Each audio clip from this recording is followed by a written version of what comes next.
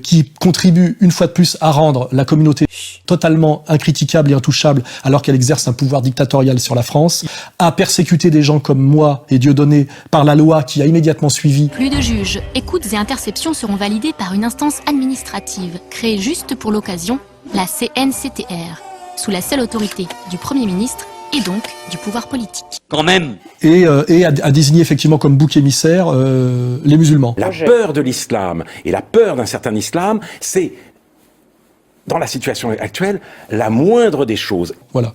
Donc Todd n'a fait que la moitié du travail, en comprenant effectivement qu'on désignait les musulmans comme bouc émissaires, mais en rendre responsables les catholiques. Ça n'est pas le catholicisme, c'est ce que j'appelle le catholicisme zombie. La religion a disparu et cette France-là avait besoin de trouver un bouc émissaire toute la pour France, remplacer mais son si vous voulez, propre catholicisme. Et ce bouc émissaire, c'est l'islam. C'est ça. Oui, absolument. Non. À la limite, les catholiques, le reste de France versaillaise, de bourgeoisie connasse, peut effectivement servir d'exécutant de cette saloperie, mais les donneurs d'ordre, c'est pas la bourgeoisie zombie catholique. Hein. On peut, voilà, il y a l'invasion prussienne et les Versaillais, il y a Pétain et il y a Hitler, et il y a Valls et il y a Le Crif et Netanyahou. Voilà. Donc une fois de plus, Todd, ferme ta gueule. Et puis essaye pas de t'en sortir par des pirouettes insupportables de gauchistes en pensant que parce que t'as cité Pétain, tout le monde allait fermer sa bouche comme tu l'as fait effectivement. Chaque fois que ta construction conceptuelle est prise à défaut et est démontrée comme très fragile et voire même contradictoire et malsaine. Voilà. Je crois que ça serait une erreur de croire que le livre est fondamentalement ou même primordialement tourné vers l'idée d'accommodement avec l'islam. En un sens, si, mais ce qui a motivé l'écriture du livre, c'est la prise de conscience de l'urgence de traiter la montée de l'antisémitisme.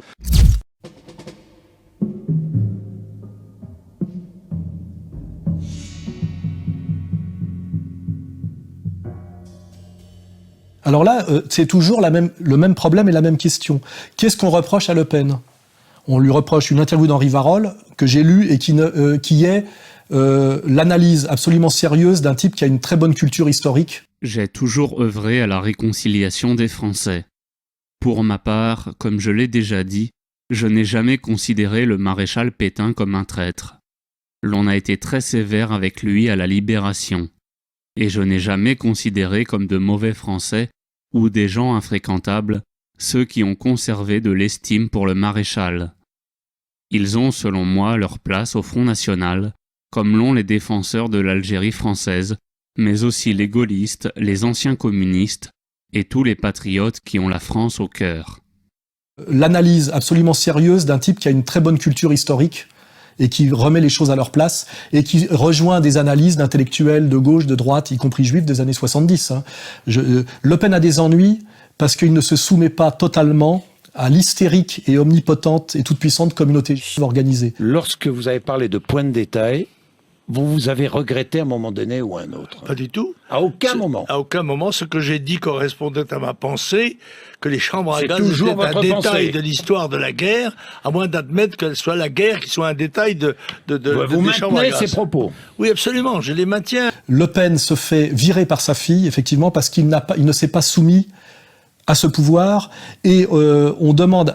Le message qui est envoyé à la fille, c'est « Tu pourras enfin accéder à ta part du gâteau et accéder à une partie du pouvoir si tu tues ton père pour insoumission à quoi ? À la toute-puissante communauté juive organisée, très bien incarnée par Madame Ruth Elkrieff, qui vient chez lui manquer de respect, faire du psychologisme à deux balles, et qui est elle aussi un agent, on va dire, judéo-sioniste carabiné. Hein, voilà. On voit toujours exactement la même chose.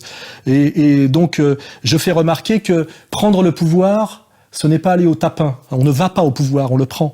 La réaction de Marine Le Pen qui tue son père, comme lui avait demandé déjà Golnadel à l'époque où j'avais assisté à la réunion. Je sais que c'était ça qui était exigé de Marine Le Pen pour que la barrière de l'arc républicain soit levée, puisque c'était ça qui était exigé par la haute maçonnerie juive mondiale, qui s'appelait le Bnei Brit.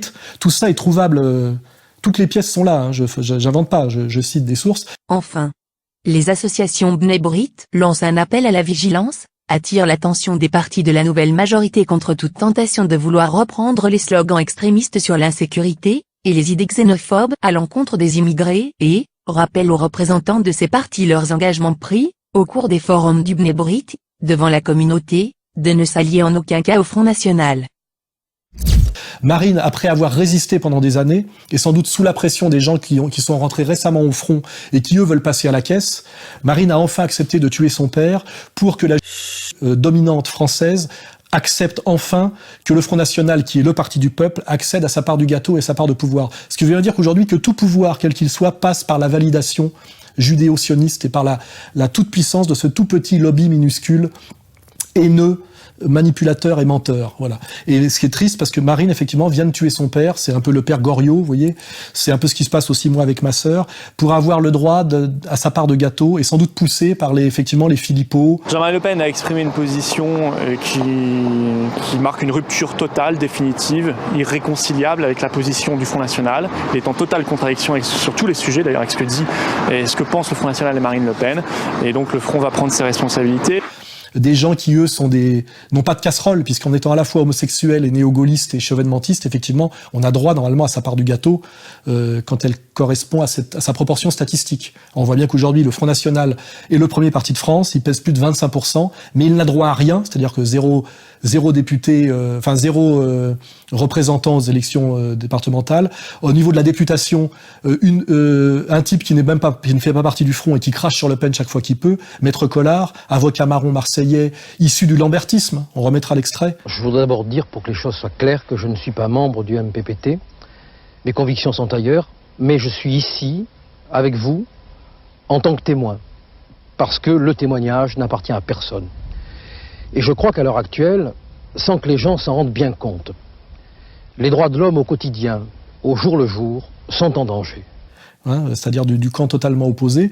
Donc on voit bien aujourd'hui que, effectivement, le Front National passera à la caisse, c'est-à-dire sera coopté par le tout-puissant pouvoir français, à condition de tuer un insoumis, simplement un insoumis, un type qui se permettait de faire des remarques de bon sens, des remarques historiques pertinentes et un peu d'ironie. Des millions de morts, c'est un point de détail. C'est pas 1 million de morts, c'est les chambres à gaz. Oui. C'est une chose, c'est autre des chose. Milliers, des dizaines de milliers. Moi, je parle, des dizaines de milliers, des centaines. Je ne sais pas, moi je parle de choses précises.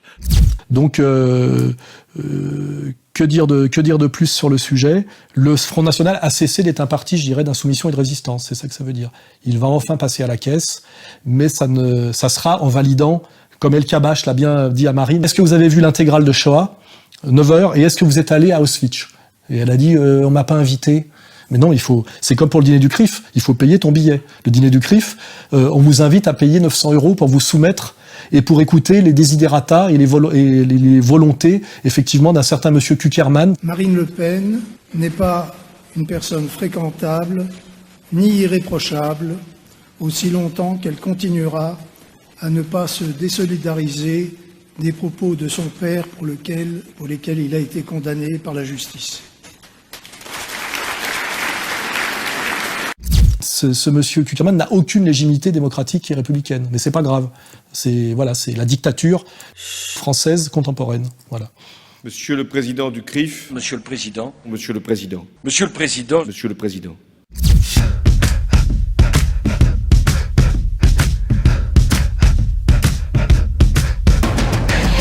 Ça, c'est la question qu'on se pose, de savoir effectivement si Poutine est le chef de la résistance à l'impérialisme mondialiste en permettant, je dirais, un monde multipolaire d'exister, c'est-à-dire de créer une contre-stratégie et une résistance à cette comment dirais-je, unification impériale sous tutelle, on va dire, américano-sioniste. Et en fait, on comprend que la vraie question clé, c'est même pas seulement le militaire, même si on voit que Poutine peut résister parce qu'il a l'armée russe, etc. Mais on lui crée la question ukrainienne, le problème ukrainien à ses frontières. On voit que le vrai problème de la multipolarité, c'est la multipolarité financière. C'est-à-dire que on voit bien que même si Poutine résiste en essayant de reconstituer la Grande Russie, il est totalement imbriqué dans le système financier qui, lui, est mondial, c'est-à-dire la carte bleue, SWIFT, etc. EU foreign ministers will meet on Thursday to discuss possible further sanctions against Moscow. One idea being put forward is to block the country from the global interbank payment system called SWIFT. We will wait and see. But of course, if such measures are taken, I would like to say that there will be no limit to our economic response and any other kind of reaction. C'est le banquier qui a le pouvoir. Hein. Et c'est pareil, c'est celui qui a la carte bleue qui a le pouvoir. Moi, j'ai de l'argent sur un compte. Si on me bloque ma carte bleue, je peux plus rien faire. Vous voyez. Donc, le pouvoir, c'est celui qui tient le système bancaire et le système financier. Or, aujourd'hui, la Russie est imbriquée dans ce système financier mondialiste. Et comme en ce moment, Poutine, pour n'avoir pas laissé détruire la Syrie parce qu'il y a des intérêts stratégiques, un port de guerre avec des bateaux, et qui peut pas se permettre s'il abandonne ça, il abandonne effectivement la charnière eurasiatique à la puissance atlantiste. Il a essayé de résister et on essaie de le punir par la finance et par la banque, notamment en retournant contre lui les oligarques russes. Vous voyez, parce qu'on tape l'élite financière russe au porte-monnaie, en la bloquant sur ses capacités d'investissement et de déploiement, parce que ces capacités d'investissement et de déploiement passent par le système mondial, on va dire américain, pour ne dire qu'américain, mais c'est Wall Street. C'est pas très américain, Wall Street, hein, c'est comme Hollywood. Il suffit de regarder les noms, les allégeances et les valeurs. Hein. Poutine, qui a compris qu'il était sur la liste des gens qu'on allait mettre à mort après et détruire après Assad, se dit que pour pouvoir tenir tête à l'Empire, il faut qu'il crée un système financier indépendant. Et il essaye de le faire aujourd'hui à marche forcée avec les Chinois, en invitant les BRICS à y rentrer. Mais ce n'est pas fait. Donc là, je crois que le combat majeur qui se passe aujourd'hui pour savoir si Poutine va être vaincu ou va gagner, et gagner, ça veut dire survivre, hein, ça veut dire créer une alternative au système mondialiste, ça sera créer une alternative financière qui sera même intéressante pour des gens comme moi. Aujourd'hui, je suis bloqué par la banque, il faut bien savoir. Dieudonné n'a plus de compte de banque. Les banques vous rejettent en France pour des clauses éthiques. Monsieur Mbala, nous vous informons que la Banque Postale a décidé de clôturer ce compte dans un délai de 60 jours, soit le 22 juin 2015. Vous devez communiquer des nouvelles coordonnées bancaires à vos organismes créanciers et débiteurs. Nous vous demandons également de détruire ou de nous restituer dans les meilleurs délais tous les moyens de paiement qui sont en votre possession. Et c'est la menace qui pèse aujourd'hui sur Poutine et le système poutinien. Donc je vous dis, aujourd'hui, Poutine essaye de monter un système alternatif avec les Chinois, c'est-à-dire carte bancaire, SWIFT, etc., etc. S'il y arrive, il survivra et le monde multipolaire marquera des points avec la Chine, l'Inde et sans doute d'autres qui viendront s'y agréger. S'il échoue, c'est la victoire, je dirais, finale de l'Empire, hein, et ça sera d'une manière ou d'une autre la mise à mort de Poutine, soit sa perte de pouvoir politique en Russie, parce que les oligarques se retourneront contre lui, comme à un moment donné la droite sioniste s'est retournée contre De Gaulle après son discours de novembre 67. Un peuple d'élite, sûr de lui-même et dominateur. Je rappelle qu'il a perdu le pouvoir pour avoir défié les mêmes, hein. Exactement comme Mitterrand s'est plaint à la fin du pouvoir des mêmes. Dans 100 ans peut-être aussi encore. Ouais. Qu'est-ce que ça veut dire? C'est l'entretien de la haine. Et ce n'est pas la haine qui doit gouverner la France. Et même un Raymond Barre qui avait passé sa vie à emmerder Gollnisch au Parlement en tant qu'élu lyonnais, quand il a su qu'il lui restait 15 jours à vivre. Le lobby juif, pas seulement ce qui me concerne, est capable de monter des opérations qui sont indignes. Et je tiens à le dire publiquement. Vous voyez ? Donc c'est vraiment toujours le même problème. Hein. En réalité, les esprits courageux et les esprits éclairés ont toujours désigné les mêmes ennemis de l'humanité depuis 2500 ans. Toujours les mêmes. C'est ce que j'ai démontré pendant des mois en m'amusant au jeu des antisémites du mois, pour montrer que ce n'étaient pas des débiles et des abrutis, mais toutes les élites culturelles, artistiques et religieuses du monde, mais que malgré tout, on continue à me traiter, moi, comme ces gens-là, d'antisémites, c'est-à-dire d'abrutis haineux. Alors qu'en fait, je ne fais que résister à un pouvoir haineux. Voilà, je refuse de me soumettre à ce pouvoir haineux. Et je démontre, effectivement, que la haine, c'est eux. Ancien enfant de Marie Salope, Mélanie, la bonne au curé, de danser, trompe de Fallope. Oui, c'est assez consternant. Et je dois dire que je suis un peu responsable de tout ça, parce que moi, comme j'ai très peu le sens de la trahison, j'ai du mal à identifier les personnages traîtres, parce que ça fait pas partie de mon idiosyncrasie. Et moi, j'étais parti du fait, j'avais vendu cette idée à Dieudonné, je lui ai dit, voilà, tous les gens qui veulent rentrer en dissidence, on leur tend la main, on les aide par le site Égalité-Réconciliation, par la remise de quenelles d'or, pour qu'ils rejoignent l'armée de Spartacus, hein, parce qu'on sera plus forts tous ensemble. Or, certains, effectivement, ont respecté ce pacte de réciprocité, c'est-à-dire on les aidait à monter. Bonsoir Marion. Bonsoir. Alors nous nous retrouvons pour une nouvelle émission en direct avec questions des auditeurs. Oui. Première question, comment s'est passée votre conférence à Marseille que vous avez faite aux côtés d'Alain Soral? C'était une très belle conférence. D'abord, le public était merveilleux, un public attentif, militant, sérieux.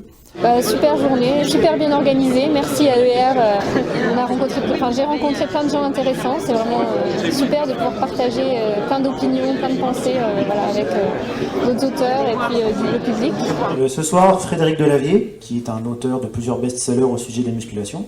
Alors, le sujet, j'ai accumulé quelques titres. Europe des régions, François Hollande, Valls, réforme territoriale des régions. Nous allons donc parler de ce fameux projet de traité transatlantique. Kadhafi, je crois l'avoir dit ici lors d'une précédente conférence, mais comme il y a beaucoup plus de monde qu'à la précédente conférence, je vais le redire. Bonjour, bonjour à tous.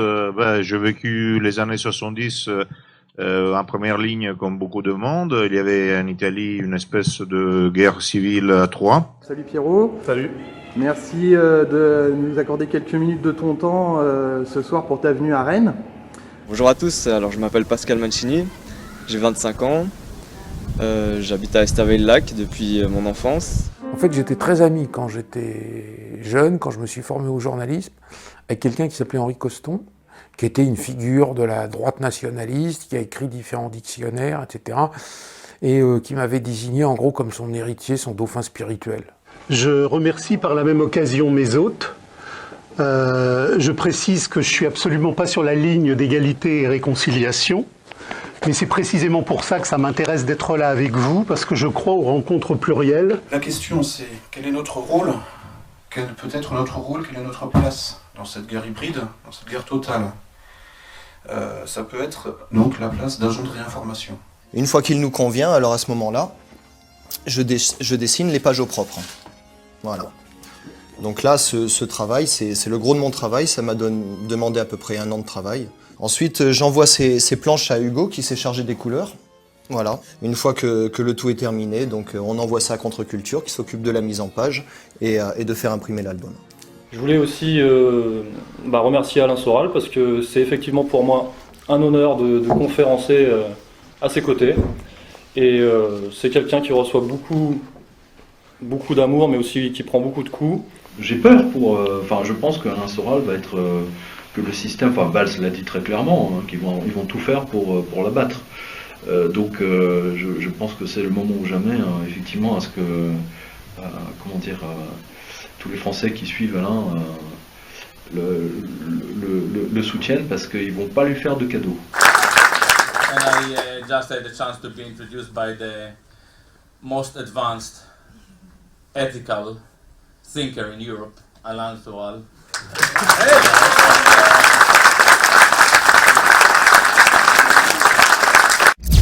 Et puis certains, effectivement, ceux dont on parle, puisque les autres, ceux qui se tiennent bien, j'ai rendu hommage à Pierre Hilard, avec qui je viens de faire une conférence qui est historique à Lyon. Je vais aussi en profiter pour remercier mon camarade Pierre Hilard, puisque en cette période, effectivement, de troubles dans la dissidence, de gens qui se tiennent étonnamment mal, etc., je voudrais remercier Pierre Hilard de s'être toujours comporté de façon exemplaire par rapport à moi et à ER, c'est-à-dire sans jamais rien nous demander de particulier. On parle jamais de Pierre Hilard parce qu'il se tient parfaitement bien. Il fait un excellent travail, on le diffuse, on vend ses bouquins et il ne pose aucun problème parce qu'effectivement il est structuré, il a une morale, etc. On ne parle que des gens qui se tiennent mal. Et donc effectivement il y a 3 ou 4 personnes qu'on a aidées, que j'ai aidées, que Dieudonné a aidées et qui se sont mis à nous poignarder dans le dos. En général par jalousie. Parce que ils n'ont pas compris en fait que même si on les cooptait dans le combat, ils n'étaient pas des généraux, mais au mieux des capitaines et souvent des sergents et des sergents-chefs. Ils ont voulu immédiatement être traités sur un pied d'égalité. Or, le problème de ce pied d'égalité, c'est le public qui décide, c'est-à-dire qui remplit les salles. C'est ce qu'on se dit avec Dieudonné. C'est pas moi qui ai décidé quand je fais une conférence que 500, 800 ou 1500 personnes sont prêtes à payer 5, 8 ou 10 euros pour venir m'écouter. Et que quand c'est un autre que j'ai aidé dont j'ai aidé à diffuser les vidéos, quand il essaie de faire la même chose, d'un seul coup, il a que 20 personnes. Alors quand il a que 20 personnes, il m'en veut.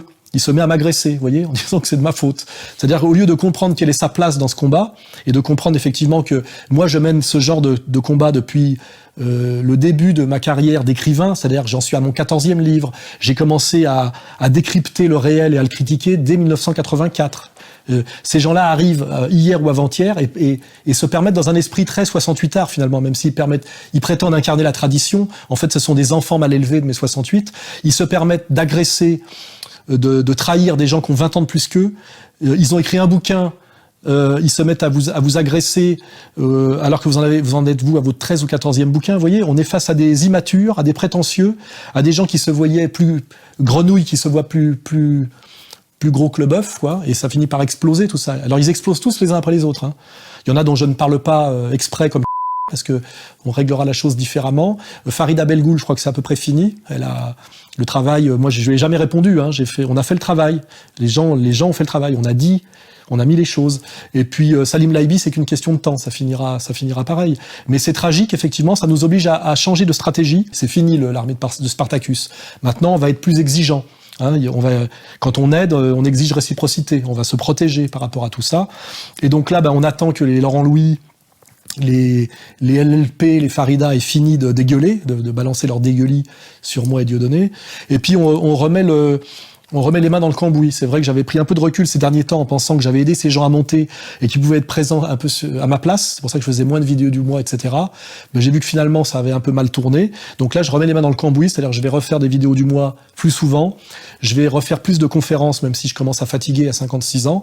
Et puis, dès que je me remets d'ailleurs sur le terrain, immédiatement, les statistiques remontent. Hein, comme quoi, il y a un lien. Hein, voilà.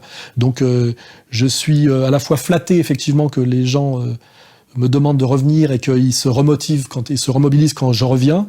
En même temps, j'aimerais bien arriver à pouvoir coopter des gens, mais des gens sains et des gens respectueux et respectables, par des traîtres et des trollers et des traîtres qui ne pratiquent que la calomnie et qui se comportent exactement comme les persécuteurs dont je parlais aujourd'hui. Et je trouve qu'il y a quelque chose de physique, hein, c'est ces gens-là que je nomme comme des traîtres. Ils ont tous des sales gueules, hein, c'est clair et net.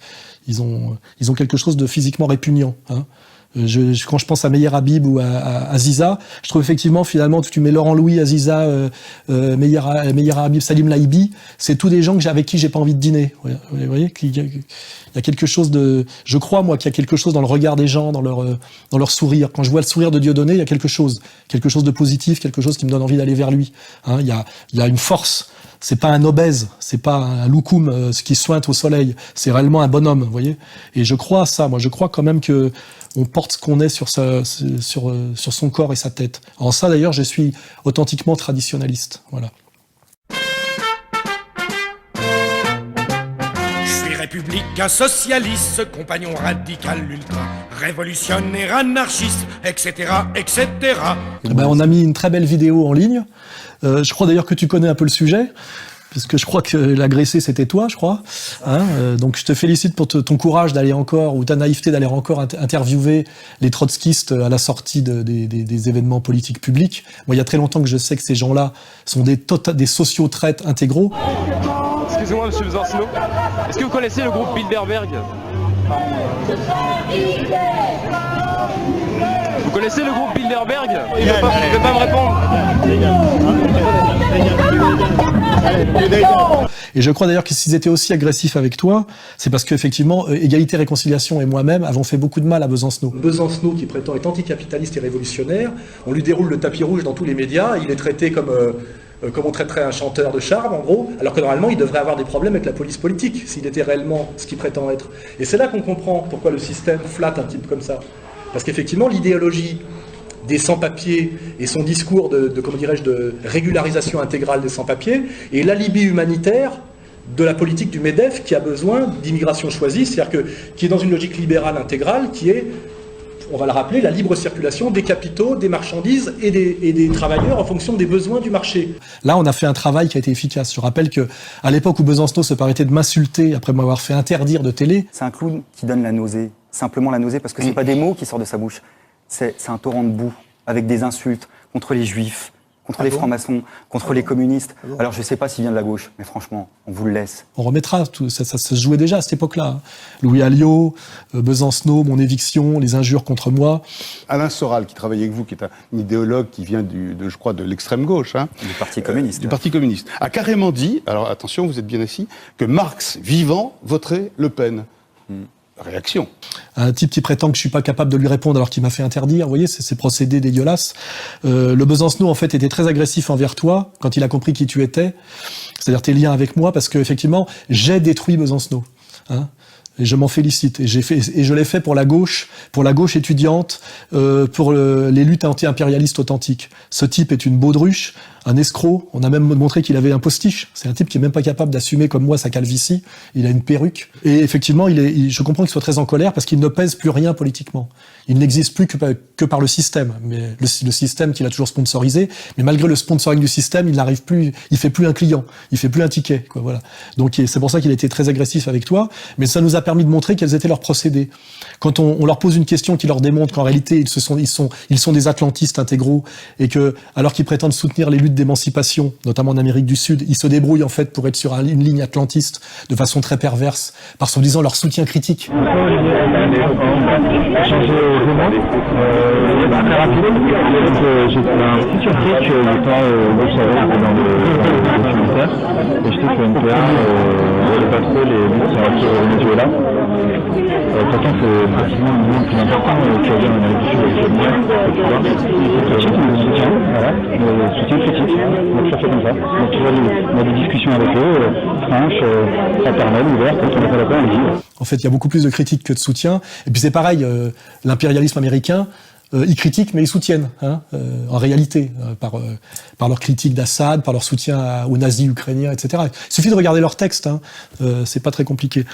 Donc, tu t'es sacrifié, je t'en remercie, parce que t'as pris un coup de boule avec un mec qui avait mis son casque de moto pour te donner un coup de boule volontairement. Mais en fait, je comprends pas l'attitude un peu fermée que vous avez.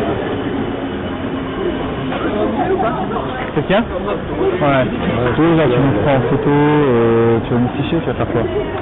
Mais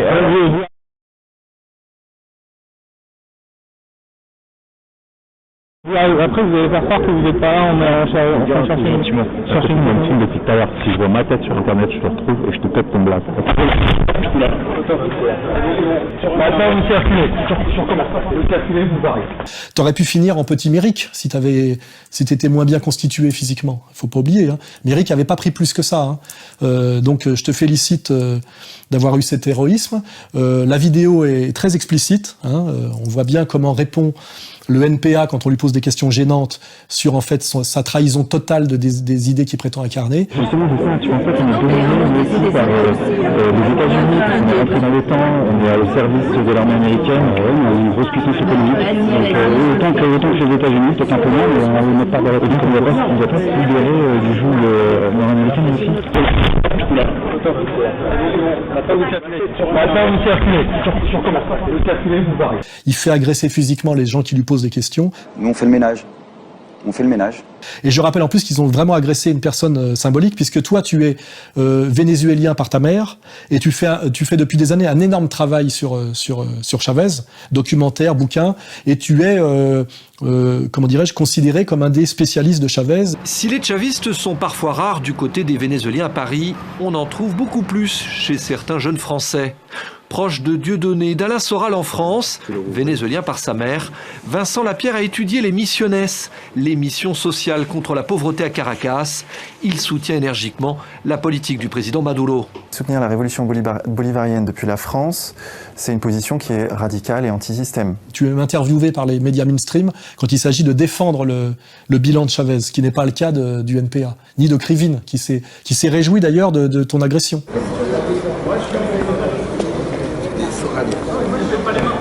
Il a souri en ricanant. C'est-à-dire ces gens d'extrême gauche, soi-disant droits de l'hommiste et compassionnels, se réjouissent de voir un type comme toi prendre un coup de boule par un petit con qui avait mis son casque de moto pour te mettre un coup de boule en traître parce que tu posais des questions gênantes à son maître à Moumout. Là, voilà.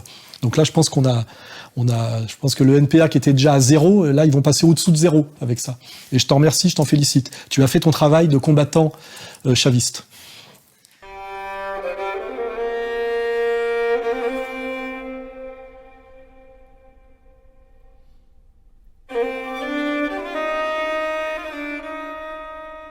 Oui, c'est très triste parce que je ne savais pas que Béatrice Pignade était malade. Alors elle, quand je l'avais connue au début, il y a des années, elle était ancienne journaliste Arte et La 3. On peut effectivement penser que tout d'abord les organisations humanitaires ont un petit peu tiré les leçons, quelques leçons de cette guerre de Bosnie, effectivement sur les chiffres. Elle était trotskiste d'origine, et elle m'était même assez hostile. Et elle a eu une évolution incroyablement courageuse, puisque elle s'est mise à produire notamment ce documentaire en 2 parties qui s'appelle L'oligarchie et le sionisme, et qui est sans doute l'analyse de la domination dont je parlais tout à l'heure. Les vrais dirigeants, ce que j'appelle un peu la monarchie, la monarchie mondialiste, sont des personnes que nous ne voyons pas, essentiellement dans le domaine des banques, parce que l'argent fait tout dans ce monde, et celui qui détient l'argent fait un peu ce qu'il veut. Il faut savoir que les fondateurs du système bancaire, qui est aujourd'hui à nos jours l'instrument des hégémonies à travers le monde, ce sont des sionistes. Ce sont des sionistes qui ont créé la banque, le système actuel. Et avec la méthode bancaire, ils se sont accaparés de la richesse du monde entier. Cette dictature mondialiste qui se met en place en France et dans le monde occidental, elle a sans doute produit l'analyse la plus courageuse et la plus pertinente qu'on ait fait en appelant bien un chat un chat. The problem is not merely political. The problem is the Jewish state. We are dealing with the Jewish state. We are dealing with Jewish ideology. We are dealing with Jewish lobbies globally, all over the world. And then the Palestinians are just part of this conflict. Elle avait produit ce documentaire en 2 parties, L'oligarchie et le sionisme, et elle avait été, je dis, la plus courageuse avec Gilad Atzmon. C'est elle qui allait le plus loin dans ce courage d'analyse, alors qu'elle venait de la gauche trotskiste. Et je ne savais pas qu'elle était malade. On l'avait aidée par tous les petits moyens qu'on a à diffuser son travail. Elle s'était toujours très très bien comportée d'ailleurs avec moi, une fois de plus. Il y a des gens qui se comportent très bien. On avait fait une projection de son documentaire à la Main d'Or, avec une conférence après d'ailleurs avec Jacob Cohen. Avons-nous eu des télévisions ? Non. C'est vrai que y a eu plusieurs contacts qui ont été pris avec des salles, et c'est pas valable uniquement pour les films de Clap 36, c'est valable pour un certain nombre de conférences. Je crois que les pressions sont assez fortes quand il s'agit d'évoquer certains sujets comme le sionisme. Béatrice, je pense que pour ton excellent travail, ton honnêteté intellectuelle et morale, tu es au ciel aujourd'hui, car il est très important quand on voit que le diable règne sur Terre, et c'est vraiment le diable qui règne sur Terre aujourd'hui, et notamment sur la France, avec tous ces petits succubes et incubes qui sont les Fourestes, les Valls, les Valls, etc. Il est très important de croire au ciel, parce que si on ne croit pas au ciel, et c'est pour ça que j'y crois de plus en plus, la vie, il est très difficile de trouver de l'énergie et de la force pour continuer à combattre. D'où aussi mon intérêt aujourd'hui pour Jeanne d'Arc et pour les miracles. Si, au Moyen-Âge, une jeune fille issue de la paysannerie française de 17 à 19 ans a pu renverser le cours de l'histoire, c'est-à-dire chasser un occupant qui, je crois, contrôlait pratiquement 70% du territoire français, avec la trahison, comme à chaque fois, de certaines de ses élites, notamment à l'époque les Bourguignons, ce miracle historique peut peut-être se reproduire.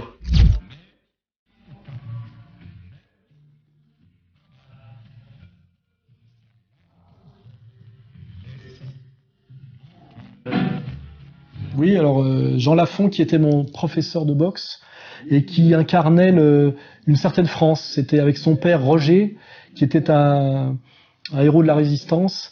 Ils avaient maintenu à une époque où elle risquait de disparaître ce sport français qui s'appelle la savate, ou la boxe française, ou la savate moderne, et qui est très français, qui a beaucoup à voir avec le panache. Au départ, un axiome. Le sport le plus rapide étant l'escrime, privé de ses armes, épée ou sabre, l'escrimeur le plus habile ne sait rien faire pour se défendre, à moins qu'on ne lui apprenne à se servir de ses mains et de ses pieds. D'où d'abord la canne. Disons, si vous voulez, que la canne est aux combattants ce que les gammes sont aux pianistes, un exercice de virtuosité et de souplesse qui fait acquérir une technique aussi précise qu'efficace. Jean Lafont était mon maître en boxe française et était dans cette tradition, à la suite de son père Roger, dans cette tradition du panache. Il se trouve qu'il a perdu la raison l'année dernière. Il a été interné et il est mort assez vite. D'ailleurs, tant mieux, parce que de voir ce type qui avait été un colosse et un virtuose et un playboy en plus devenir un légume qui avait perdu son cerveau dans un asile d'aliénés, je pense qu'il était préférable qu'il décède rapidement. On lui a rendu hommage. Je lui rends hommage aujourd'hui et pour essayer de perpétuer sa tradition, comme j'ai un petit niveau en boxe française, comme certaines personnes s'en sont rendues compte, j'ai créé chez un ami qui a monté une salle de boxe taille, puisque c'est la mode de la boxe taille, une section boxe française chez lui.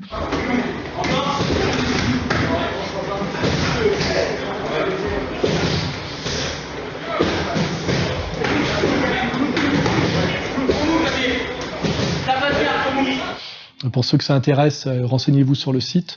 Et on essaie de perpétuer la méthode Lafont et le style de boxe française Lafont, parce que la boxe française contemporaine, il y a plusieurs écoles. Je trouve qu'il y a une tendance aujourd'hui qui ressemble beaucoup au taekwondo.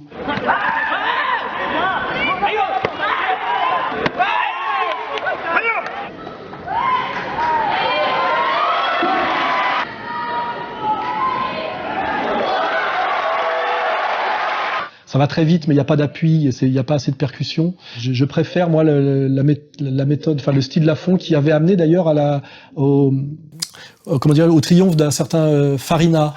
Il reste 2 minutes pour faire la décision. Oh, avec un bel enchaînement de Farina.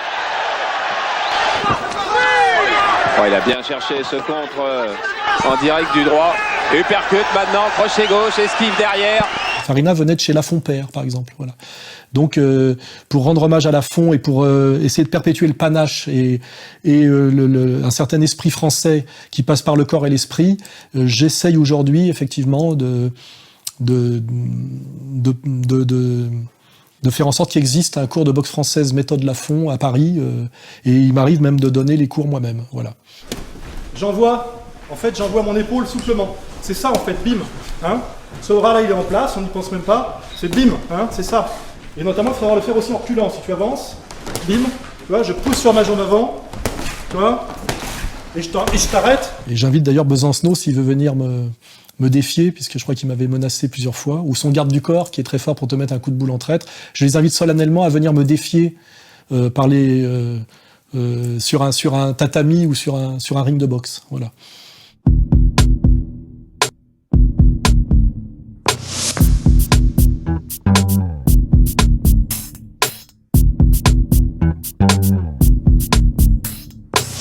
Alors, on attendait ce combat tout en sachant qu'à cause du boxing business, on détruit le sport par le business. Hein, c'est en train de se passer par le football en ce moment, je trouve, enfin, au moins au niveau des valeurs. La boxe anglaise a été beaucoup détruite par le boxing business. L'apogée de la boxe anglaise, pour moi, c'est les années 85. C'est l'époque de Hearns, Hagler, Leonard, Duran. Il y a eu un petit sursaut avec Tyson, mais déjà c'était un peu la fin. Chavez, effectivement, Julio César Chavez, et depuis ça baisse parce qu'il y a beaucoup trop d'argent, les champions ne se rencontrent plus entre eux, et puis aujourd'hui il y a une montée de la virtuosité technique et de la vitesse d'exécution au détriment de l'engagement physique, du côté guerrier. Et pour moi, le combat qu'on a vu l'autre soir incarne tout ça. Floyd Money Mayweather versus Manny Pac-Man Pacquiao isn't just one of the most anticipated boxing matches of all time. It's also the richest. The fight is projected to shatter boxing revenue records. It's pay-per-view's most expensive boxing match ever, costing almost $100 to watch at home. Estimates for how many people will watch range from 2.5 to 4 million. While it's not clear who will win, both fighters are set to pocket millions. They're splitting the purse 60-40 in Mayweather's favor. He's projected to make about $180 million, with Pacquiao walking away with more than $120 million. And with money like that, everyone walks away from this fight a winner. C'est un combat qui aurait dû exister il y a pratiquement 10 ans. Il arrive beaucoup trop tard. Pourquoi ? À cause de problèmes de business. C'est-à-dire que les gens veulent pas, qui ont peur de de rencontrer quelqu'un qui va leur faire perdre leur titre parce qu'ils ont vraiment un niveau égal à eux. Ils essaient de rencontrer ce qu'on appelait avant des chauffeurs de taxi, des types qui n'ont pas le niveau pour garder leur titre et qui est monétisable le plus longtemps possible. Ce qui fait que ça fait des combats de second ordre, des faux combats, et c'est pénible. Et notamment Mayweather incarne parfaitement ça, parce qu'il c'est un très grand virtuose de boxe, mais ce n'est pas un guerrier. This guy, you're right, he rolls his shoulders. He gets low shots off the ropes, and he's choosing to mix with Cotto. But again, Floyd with pinpoint accuracy. That's uppercut inside. He's standing straight up right now. Et il allait de plus en plus vers la virtuosité contre la guerre. Si je veux faire un parallèle, un type comme Thomas Hearns, qui était mon modèle en boxe anglaise, parce que morphologiquement, j'arrivais à m'apparenter à lui, était un type qui avait une vitesse d'exécution et une puissance de frappe énorme.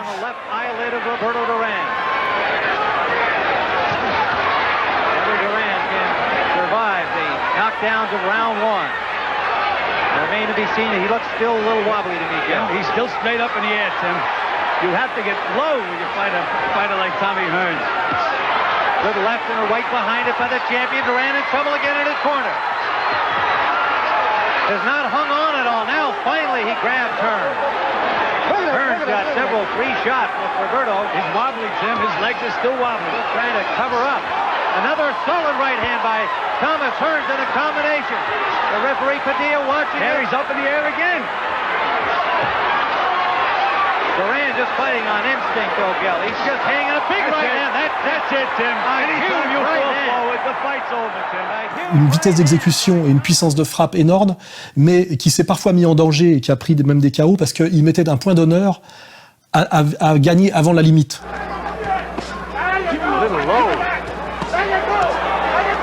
Straight to the body by Hearns, because everything in that fight flowed off the left hook to the body, and that's what's happening tonight.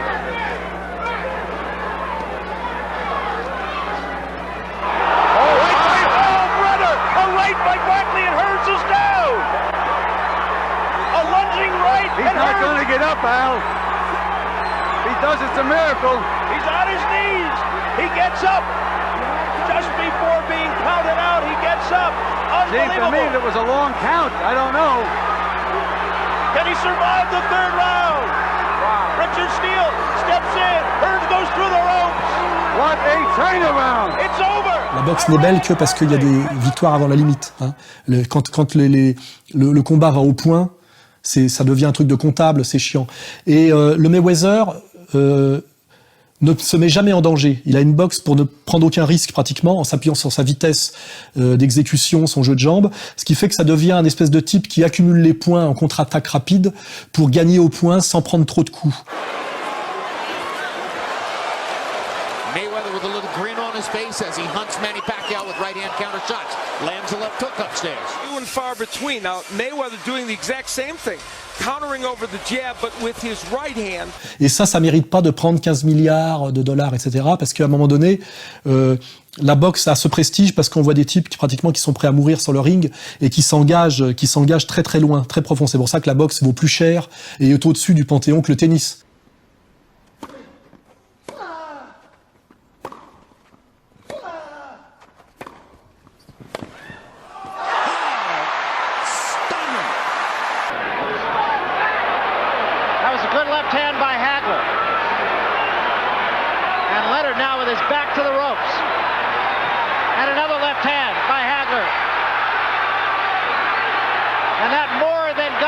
Attention, Ray Leonard is hurt in the corner. Leonard's left hand down at his side, Hagler peppering him. Leonard now tries to fight off the ropes. Combinations of punches. And now it's Hagler who backs off. A lot of action here in round 9. C'est beaucoup plus dangereux. On prend les coups de raquette en pleine gueule. Vous voyez ce que je veux dire? C'est pour ça que ça vaut plus cher et qu'il y a une fascination pour la boxe qui fait que la boxe est un sport au-dessus de tous les autres, un sport à part. Et là, ce combat, on a été très déçus et je m'attendais à cette déception. On a eu un Pacquiao, j'ai du mal à prononcer son nom, qui a couru après Mayweather pour essayer lui de se battre avec lui, mais qui n'a plus le jeu de jambes qu'il avait il y a quelques années pour arriver à le rattraper. Et puis Dieu sait que l'autre il bouge vite. The punch that Pacquiao will score with is the straight left hand. Et un Mayweather qui, jouant de son allonge, et du fait qu'en réalité, je le fais remarquer, ne vient pas de la même catégorie. Pekayo a monté de 8 catégories pour arriver là où il en est. C'est-à-dire qu'il est 8 catégories au-dessus de sa catégorie d'origine. Mayweather est 5 catégories au-dessus de sa catégorie d'origine. C'est-à-dire que, en réalité, il y a 3 catégories d'écart, en sachant que les catégories en boxe professionnelle, c'est 2 kilos, 2 kilos et des brouettes. Donc, en fait, il y a 3 catégories entre les deux boxeurs. Normalement, c'est déjà un très grand courage pour Pekayo d'aller défier un Mayweather qui est de 6 à 7 kilos au-dessus de lui en réalité. On le voit, 10 cm de moins d'allonge par exemple. Donc déjà, c'était pas une vraie rencontre au sommet. C'est des champions, normalement ce qui est beau c'est quand deux champions de la même catégorie se rencontrent. Même déjà quand Hearns avait perdu contre Hagler, Hearns venait en fait de 1 ou 2 catégories en dessous.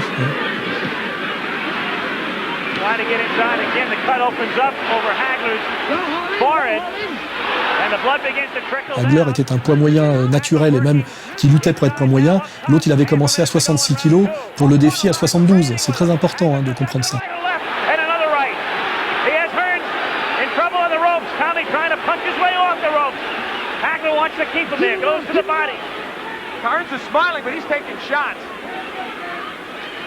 Another right hand. Hearns turns his back, takes another right. Hearns in deep trouble again. Hearns is down. Hearns is down in the third round and on his back. And he's not going to beat the count. Et là, il y a eu un combat très décevant, frustrant, et qui m'amène à une critique. Je dis, la boxe anglaise risque de disparaître à cause de ça et de venir, à un moment donné, de s'effondrer à cause de la multiplication des fédérations et du boxing business avec trop d'argent, trop de boxeurs surprotégés. Notamment avec la montée du MMA où on a des types parfois qui sont des bagarreurs de bistrot mais qui se font éclater la gueule pour essayer de survivre dans la cage.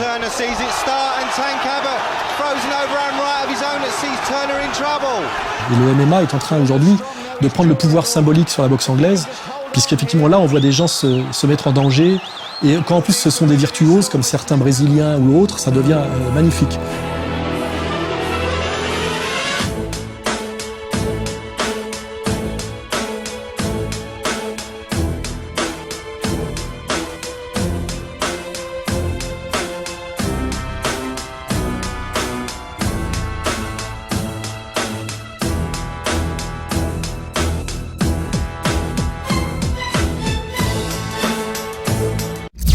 La boxe anglaise est un sport de percussion.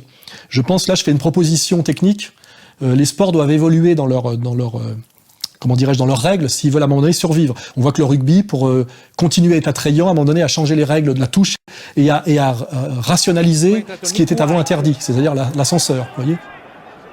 Ce qui fait d'ailleurs que la touche est très spectaculaire, alors qu'avant c'était toujours un sujet de pénalité, vous voyez. Donc il y a des intelligences à avoir. Et je pense que aujourd'hui, on a dans le MMA la confrontation de sports de percussion et de sports de saisie. Avant, c'était des univers qui ne se rencontraient pas. Moi, quand j'étais jeune, on faisait soit du judo, soit de la boxe pied-point. Mais il n'était pas possible de conjuguer les deux. Et on se posait d'ailleurs la question, qui gagne du judoka, du karatéka et du boxeur de boxe anglaise. Et la réponse, c'est le MMA. On voit effectivement dans le mix martial art qui peut gagner et pourquoi.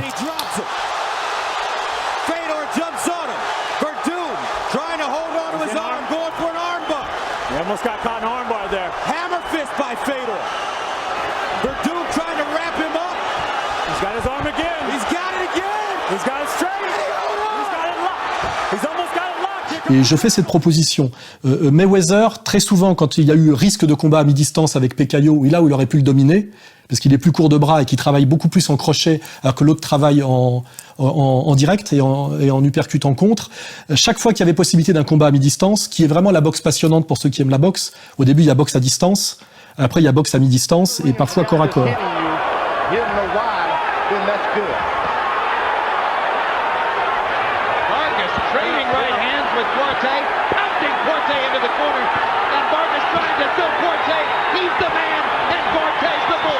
Et vous voyez que les grands guerriers mexicains de la boxe qui nous fascinent, c'est parce qu'ils sont tête contre tête.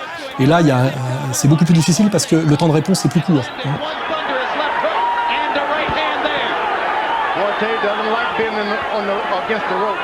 Les Noirs américains à long segment brillent souvent dans la boxe à distance, mais ont très peur de la boxe à mi-distance et au corps à corps. Et c'est comme ça d'ailleurs que des types ont régné pendant des années. Je me rappelle de ce champion de mi-lourd qui a régné pendant 12 ans en faisant que des combats assez chiants. Pourquoi ? Parce qu'il accrochait systématiquement. Also, Roy, you know, you have to think about Roy getting knocked out by Danny Green. The fact that he got past his first round. It's kind of Il faisait gauche-droite, soit la droite touchait, soit il accrochait. a guy who works his body. Rolled out by Tony Weeks. The hit behind the head. Je pense qu'il n'est pas normal que dans un sport de percussion comme la boxe anglaise, on ait droit d'accrocher. Accrocher, c'est empêcher l'autre de travailler à mi-distance et en corps à corps. Ça devrait être interdit et disqualifiant. C'est exactement comme si un type met un coup de poing au judo. Il faut que la boxe anglaise, pour qu'elle se survive à elle-même, interdise dans ses règles la saisie sous peine de disqualification. Et là, on verrait qu'un Mayweather, quand il est coincé dans les cordes, ne peut absolument pas faire comme il a fait, saisir la tête de son adversaire, ce qui est totalement anormal. See that? That is a kill right here and counter that Floyd is throwing right there. With tactically in the fight. So frequently in the past we've seen him jab very effectively to the body. Getting exactly what we wanted to get. So there's no sense in us complaining about how quick it's seeming. We are getting exactly. Ça devrait être disqualifié. Il est obligé, finalement, d'être face à l'autre boxeur qu'il a cadré, cadrage, et qu'il a, il est obligé de boxer à mi-distance et au corps à corps. Et là, ça devient beaucoup plus risqué pour lui. Parce qu'il me donne des coups, il en prend, le temps de réponse est plus court, et là, s'il n'est pas un guerrier, il peut pas survivre. Et tant qu'on ne fera pas cette règle-là d'interdire la saisie dans ce sport de percussion intégrale qu'est la boxe anglaise, ce sport s'effondrera progressivement, car si vous réfléchissez à ce que je vous dis, parce que je suis un sociologue du sport comme du reste, vous verrez que toute la laideur de la boxe actuelle et à côté frustrant, c'est ces types qui ne boxent plus qu'à distance et qui saisissent à mi-distance et au corps à corps pour empêcher l'autre de travailler.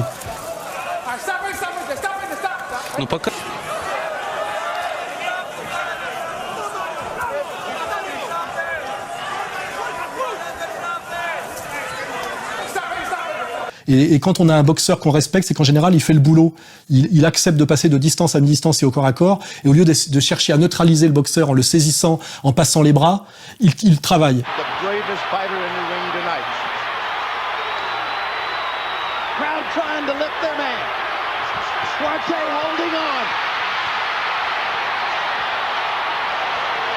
Remember Lennon Hearns? Remember Tommy Hearns leading in the fight, strikes across the rope in the 14th round. Mitch Halpin looking on. Halpin's close. He's close. What a brave man Oscar De La Hoya is. Halpin's going to stop it, I think. He's brave. De La Hoya is right there. It's Leonard Hearns all over if Halpin stops this fight.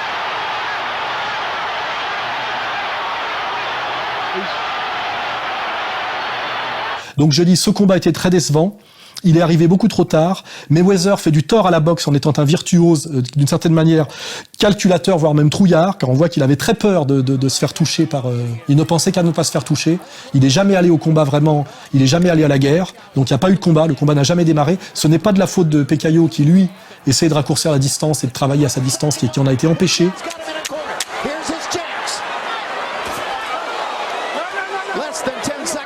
Et moi, je pense qu'avec les nouvelles règles, un Mayweather serait disqualifié, perdrait son titre et serait obligé soit d'arrêter la boxe et d'arrêter cette espèce de virtuosité stérile et agaçante, et qui fait d'ailleurs que c'est une personnalité agaçante et qu'il a une psychologie agaçante de provocateur fuyeur, qui ne fait pas un type respectable. C'est les grandes figures de la boxe. Si vous regardez les grands combats de Ray Sugar Robinson, qui a inventé la boxe moderne, il se bat aussi.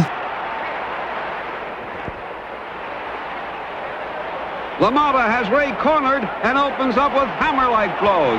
Punches rain from all angles as Robinson attempts to ward off the infuriated champion. Unbelievably, Robinson comes back with a combination that stops the champion in his tracks.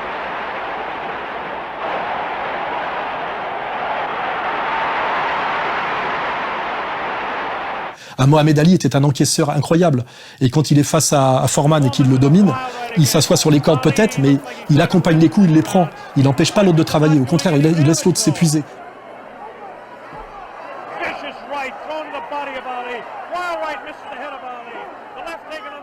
Et c'est pour ça d'ailleurs qu'il le met KO. Ali, a sneaky right hand. Another sneaky right hand. This time he worked over the shoulder of Coleman. It's a combination.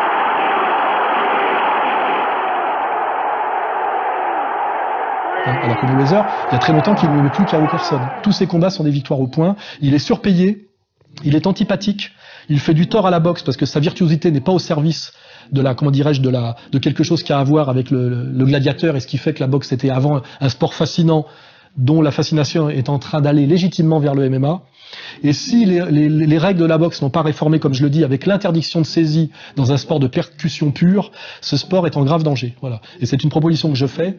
Il n'y a pas beaucoup de gens intelligents dans la boxe, hein, malheureusement, sauf pour faire du pognon. Mais je pense que cette proposition n'est pas du tout délirante. Elle est même totalement légitime par rapport justement à l'émergence et au, comment dirais-je, au triomphe du MMA. Hein, voilà.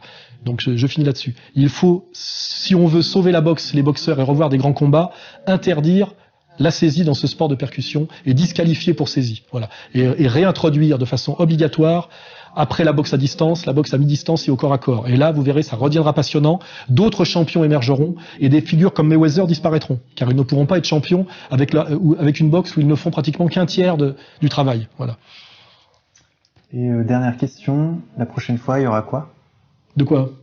Par rapport au t-shirt. Oui, j'avais oublié.